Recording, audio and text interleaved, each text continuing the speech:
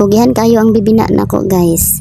Among gisudlan ang tangkal na among gikargahan og balas og gamay tapos among gipatabok daan sa sapa. Last hakot man namo ni guys. Unya akong mga anak ako anang giuban dinhi kay para maligo mi og sapa.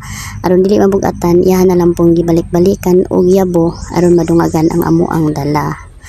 Kay para dili malubong ang sakyanan guys, kay basin og madaot unya ba. Tapos akong mga anak diri og ako nagligo-ligo mi aning sapa na gamay ra ni siya na sapa guys, pero tin-aw kaayo. Unya kani akong anak na kinamanghuran sige og panguha aning gagmay na uwang lagi, naapil pug ko ani diri sa iyang kabuang.